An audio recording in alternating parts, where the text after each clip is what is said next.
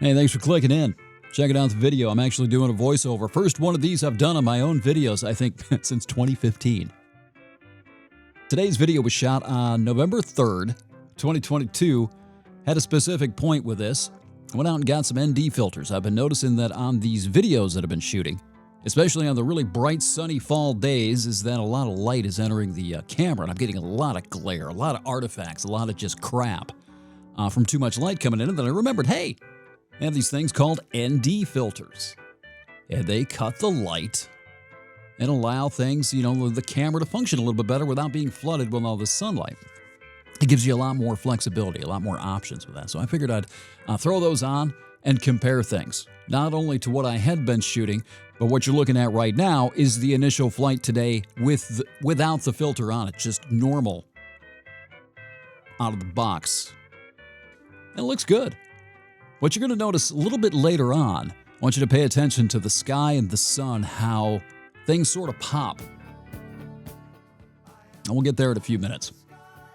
This is me being a creeper with the drone. That's my father-in-law. We're staying at their place for another few weeks until we take possession of the house we bought a couple of months ago. That's him mowing the yard. I don't think he knew I was up there doing that. There's me in the backyard. I got one of those little helipads. The DJI Mini 3 Pro sits really low to the ground, and that thing helps a ton. There's the mother-in-law. Hi, Karen. She's like, what are you doing? Are you being creepy? Really enjoying this drone a lot. I do kind of miss the first-person view stuff. Stop it. A little bit. That drone did go back to Best Buy. I'll get to all that eventually at some point. There's a reason it went back. I think this is still... Yeah, that's still the initial one. Now, you can kind of see the artifact a little bit there at the bottom. It wasn't as bad today as it had been. I don't know, but you're going to see a definite difference here in a couple of minutes. This is the one thing that I had a real hard problem with the Avida, was shooting straight down while going up and down. But most of all, I miss the one I left behind that day, one Indian summer in Indiana. I still think this has got the old. This is just out of the box still. You can still see the haze. You can still look at the sky over there. It's just white. It's kind of washed out. This is great. This is looking east, away from the sun, kind of northeast. Now I'm going back into it. You can kind of see the glare. You see that? That's what the ND filter is supposed to take care of. Now we're going back up a little bit later on. I've got one of these filters on. I forget which one. Now you're still going to get a little bit of the glare, but look at the cloud line there. A lot more definition on the clouds. You're looking straight into the sun, and you just get that one little camera flare there. I didn't put a very strong one on to start, but now look down at the very bottom of the scene here. The shot. It's a good shot. But if you look down at the very bottom, it's kind of blackened out inside of the trees there. You see that? It's because there's not a lot of light getting in there. So you got to kind of choose. Shooting into the sunlight is always hard. It's always challenging. You have to kind of figure out the balance of your exposure and how you want that shot to look. Now I could drop that camera down into the tree lines, and but then that would just wash the sky completely out. You're going to notice smoke coming up out of these trees. California gets their wildfire season. We folks here in the Midwest, when the leaves start to fall, we start collecting our leaves, and a lot of people just start burning them. We've got the smell of smoke everywhere. It really bothers a lot of people. Now look at that sky. Kind of missed it.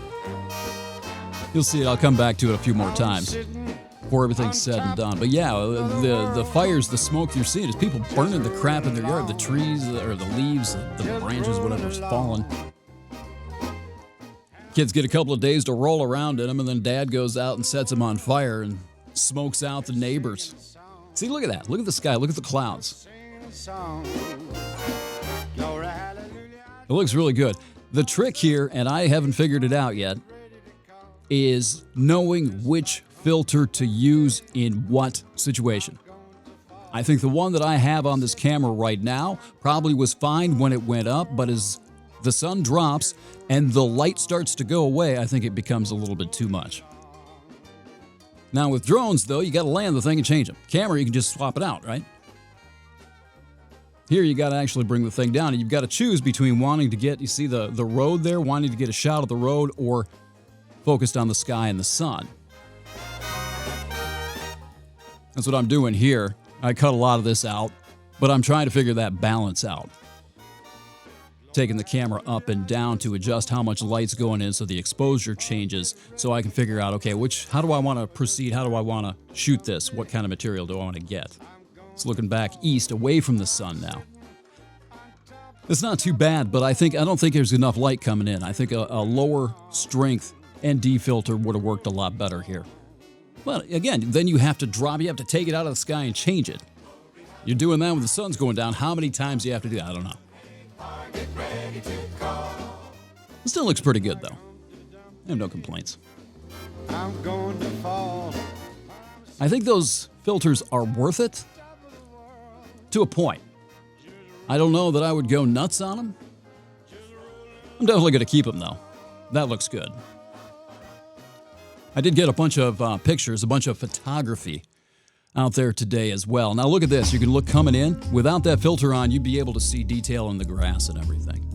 Now, one thing that I intended to put in the video and I didn't, so I'm going to add it right here at the end, is the installation of these ND filters. That was one of the concerns that I had. But you look at this. That's how easy the original cover comes off of that little camera on the DJI Mini Pro.